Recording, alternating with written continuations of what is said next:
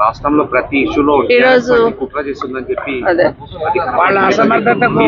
ఈరోజు వికారాబాద్ లో చెన్నారెడ్డి గారి విగ్రహం దగ్గర రోడ్ పైన కూర్చొని మాట్లాడుతున్నాం మీతో. సంతోషం. ఎందుకంటే ఈరోజు సాయిపూర్లో హాస్టల్లో పిల్లలకు విషాహారం తిని వాళ్ళకు ఫుడ్ పాయిజనింగ్ అయిపోయి సిక్ అయిపోయిందని 2 days బ్యాక్ పేపర్లో చూసాం. సరే 2 days తర్వాత సెట్ అయ్యిందిలే అని అనుకున్నాను. కానీ ఈరోజు మార్నింగ్ పేపర్లో ఫోటో చూసాను. తల్లిదండ్రులకు కూడా నో ఎంట్రీ. అంటే వాళ్ళ పిల్లలను చూసుకోవడానికి, వాళ్ళ పిల్లలు సిక్ అయిందని తెలిసినప్పుడు తల్లిదండ్రులను చూసుకోవడానికి కూడా పర్మిషన్ ఇవ్వలేదన్నప్పుడు ప్రధాన ప్రతిపక్షంగా మాకు బాధ్యత ఉంటుందా ఉండదా? మీరు తల్లిదండ్రులను అలో చేయనప్పుడు కనీసం మేమైనా కనీసం వెళ్ళి చూసి వాళ్ళకు భరోసా కల్పించి ఏం జరిగిందని కనుక్కోవాల్సిన అవసరం ఉంది. కానీ ఆశ్చర్యం ఏంటంటే ఈరోజు మేము ఇక్కడ వికారాబాద్కి ఎంటర్ కాగానే, నాకు తెలియదు చన్గోముల దగ్గరనే మమ్మల్ని ఆపాలనుకున్నారని నాకు కూడా తెలియదు. కానీ ఈ రోడ్ ఎంబడి ట్రాఫిక్ తక్కువ ఉంటుంది అని చెప్పి నేను ఈ రోడ్ ఎంబడి సిద్ధులూరు రోడ్ ఎంబడి వస్తే ఇక్కడ మమ్మల్ని ఆపేశారు. అసలు ఎందుకు ఆపారు అనేది ఎస్పీ గారిని, కలెక్టర్ గారిని అడుగుతా ఉన్నాను. అంటే ప్రతిపక్షంలో ఉన్న వాళ్ళకి ఒక రూలు, అధికార పక్షంలో ఉన్న వాళ్ళకి ఒక రూలా? ఈరోజు మమ్మల్ని అలో చేయండి కలెక్టర్ గారు, మేము పోయి పిల్లలను చూసి వస్తామంటే ప్రోటోకాల్ వర్తించదు మేడం అంటున్నారు. ప్రోటోకాల్ అంటే నేను ఎమ్మెల్యేని, ఎక్స్ మినిస్టర్ని, తను ఎమ్మెల్సీ గారు, ఎక్స్ మినిస్టర్ గారు, అంటే ఏం ప్రోటోకాల్ కావాలి? ఒక గిరిజన బిడ్డగా తను వచ్చింది, గిరిజన హాస్టల్ తల్లిగా చూడడానికి వచ్చింది. అదేవిధంగా తను ఆ శాఖను నిర్వహించింది కాబట్టి అక్కడ ఉన్న పరిస్థితులు తెలుసు కాబట్టి చూడడానికి వచ్చినప్పుడు ఏం ప్రోటోకాల్ కావాలి కలెక్టర్ గారికి? అంటే ఎమ్మెల్యే గారి తమ్మునికి ఏం ప్రోటోకాల్ ఉంటుంది, మాకేం ప్రోటోకాల్ లేదు. నిన్నగాక మొన్న ఎమ్మెల్యే గారి తమ్ముడు పోయి చూసి వస్తాడు, ఆయన ప్రోటోకాల్ ఉంటుంది, కానీ మాకు ప్రోటోకాల్ ఉండదు. కొన్ని అలా ఉండాలన్నప్పుడు మరి మా వాళ్ళు కూడా అక్కడ లోకల్లో తాండూరులో ఉన్న వాళ్ళు, తాండూరులో పుట్టిన వాళ్ళే రావాలంటే నేను తాండూరులో పుట్టిందండి. ప్రోటోకాల్ ప్రకారం రాజకీయంగా ప్రోటోకాల్ వర్తించదేమో నాకు, కానీ మరి నేను తాండూరులో పుట్టిందాన్ని. మరి అట్లా అక్కడ పుట్టిన వాళ్ళకే ఇస్తామంటే అక్కడ పుట్టిన వాళ్ళకి అట్లా నన్ను వస్తాం. మరి ఎమ్మెల్యే గారి తమ్ముడు అయితే విజిట్ చేయొచ్చు అంట, మేము విజిట్ చేయొద్దట. అధికార పార్టీకి సంబంధించిన కార్పొరేషన్ చైర్మన్లు విజిట్ చేయొచ్చట, మేము విజిట్ చేయొద్దంట. ఇదేక న్యాయం? ఎందుకు ఉలిక్కి పడుతుంది ప్రభుత్వం? మేము పోయి చూస్తే మీ బండారం బయటపడుతుందనా? హాస్టల్లో ఉన్న పరిస్థితులు బయటపడతాయనా? గత సంవత్సరం నుండి రాష్ట్రంలో ఎంతోమంది హాస్టల్ పిల్లలందరూ కూడా సిక్ అయిపోయి హాస్పిటల్ చుట్టూ, నేను కాక మొన్న జగిత్యాలలో చూసాం, అక్కడ హాస్టల్లో ఫుడ్ పాయిజనింగ్ అయి పిల్లలు హాస్టల్లో బారిన పడ్డారు. దాదాపుగా 48 మంది పిల్లలు ఈరోజు ఫుడ్ పాయిజనింగ్ అయి ఈ గురుకుల హాస్టల్స్లలో చనిపోయినంటే సిగ్గుతో తలంచుకోవాలి ప్రభుత్వం. రివ్యూ చేసుకోవాలా, సెట్ చేయాలా ఏం జరుగుతుంది అనేది. అది గాలికి వదిలేసి మేము వెళ్తాం చూస్తామంటే మమ్మల్ని కట్టడి చేయడం అనేది వాళ్ళ దివాలు కోరుతనానికి నిదర్శనం ఇది ప్రభుత్వం. ఎందుకంటే ప్రభుత్వం స్పందించాల్సింది పోయి, స్థానికంగా ఉన్న వాళ్ళు పోయి చూడాల్సింది పోయి, కొన్ని నిన్న రూలింగ్ పార్టీకి సంబంధించిన చైర్మన్లు పోయి ఉన్నారంటే అక్కడ ఏం మాట్లాడారు?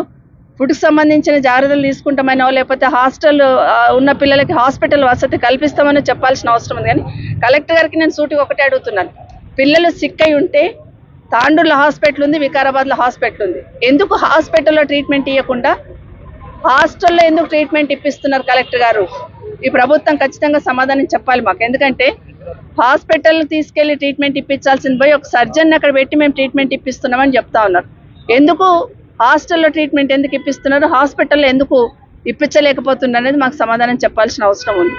ఎవరైనా సిక్ అయినా హాస్పిటల్ వెళ్తాం, అక్కడ చాలా మంది పిల్లలకి సెలైన్ బాటిల్స్ హాస్టల్లోనే ఎక్కిస్తున్నారని మాకు వచ్చిన ఇన్ఫర్మేషన్. పోయి చూస్తే తప్పేముంది? మేము కూడా మీకు సలహా ఇస్తాం కదా బాబు, కాదు హాస్పిటల్ తీసుకెళ్ళండి అని చెప్తాం కదా, వాళ్ళ పేరెంట్స్తో మాట్లాడతాం, పిల్లలకు కూడా ధైర్యం ఇస్తాం. అది గాలికి వదిలేసి మమ్మల్ని కట్టడి చేయమనేది భావ్యం కాదు. నిన్న మాట్లాడుతూ చైర్మన్లు ఏమంటారు, కార్పొరేషన్ చైర్మన్లు నిన్న మాట్లాడుతూ ఫుడ్ పాయిజనింగ్కి బీఆర్ఎస్ పార్టీ కారణం, కుట్ర చేస్తుంది అంటారు. ఇంతకన్నా సిగ్గుమాలిన మాట మాట్లాడితే ఏమైనా అర్థం ఉందా? ఇంత మాట్లాడితే ప్రభుత్వం మీది, అధికారులు మీ వాళ్ళు, అక్కడ చూడాల్సింది మేనేజ్మెంట్, చూడాల్సిందంతా మీరు గాలికి వదిలేసి ప్రభుత్వంలో ప్రతిపక్షంలో ఉన్న ప్రవీణ్ మీద మాట్లాడుతూ ఉన్నారు. ఇది నిజంగా తలంచుకోవాల్సిన విషయం. వాళ్ళు సరిగ్గా చూడలేక వాళ్ళు చేయాల్సిన అసమర్థతని కప్పిపుచ్చుకోవడానికి ఈరోజు బీఆర్ఎస్ పార్టీ మీద నింద మోపే ప్రయత్నం చేస్తూ ఉన్నారు.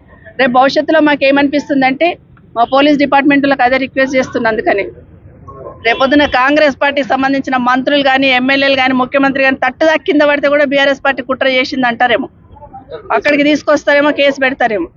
మేము అనేది చిన్నపిల్లలతోని, మాకు రాజకీయం చిన్నపిల్లలతో రాజకీయం చేయాలని లేదు, కానీ మీరు నిద్రమత్తు వదిలేండి, హాస్టళ్లలో ఉన్న పిల్లలకి సౌకర్యాలు కల్పించనని చెప్పడానికి ఎందుకు జరుగుతుంది, మళ్ళీ మళ్ళీ ఎందుకు జరుగుతుందని ప్రశ్నించుకోవాల్సిన అవసరం ఉంది. ఒకసారి పొరపాటు అంటాం, 2 సార్లు పొరపాటు జరిగింది అనుకుంటాం, 3 సార్లు ఓకే, కానీ ఎవ్రీ డే ఇది నిత్యకృత్యం, ఇది మామూలు విషయం అన్నట్టు గాలికి వదిలేస్తున్నారు.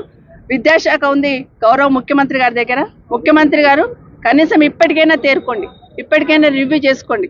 గురుకులాలు కేసీఆర్ గారు పెట్టారు కాబట్టి గురుకులాల జడిపేయాలనే ప్రయత్నం చేస్తున్నారేమో, కానీ ఆ గురుకులాలు ఉన్న బిడ్డలు 5 లక్షల మంది పిల్లలు పేద బిడ్డలు, ఎస్సీ ఎస్టీ బీసీ మైనార్టీకి సంబంధించిన పేద బిడ్డలు ఆ గురుకులాలలో ఉన్నారు.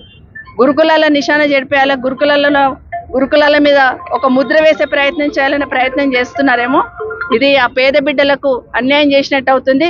దయచేసి ఇప్పటికైనా ముఖ్యమంత్రి గారు రివ్యూ చేయండి, అక్కడున్న పరిస్థితులను మెరుగుపరచండి, మరీ ఇలాంటివి జరగకుండా చూసుకోండి. ఎందుకంటే సంవత్సరం నుండి చూస్తున్నాం, ఓ దగ్గర ఎలుక చచ్చిపోయింది అంటారు, ఓ దగ్గర పాములు గరిచింది అంటారు, ఓ దగ్గరనేమో ఫుడ్ పాయిజనింగ్ అంటున్నారు. ఎందుకు జరుగుతుంది?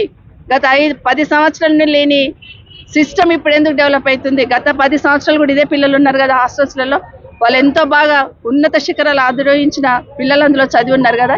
ఇప్పుడే ఇది ఎందుకు జరుగుతుందంటే మీకు పట్టింపు లేక, ఈ ప్రభుత్వానికి బాధ్యత లేక, అందులో ఉన్న వాళ్ళందరూ పేద పిల్లలే కదా, నోరు లేని వాళ్ళు కదా అని అనుకుంటున్నారు. కానీ ప్రధాన ప్రతిపక్షంగా ప్రశ్నించాల్సిన బాధ్యత మా మీద ఉంది.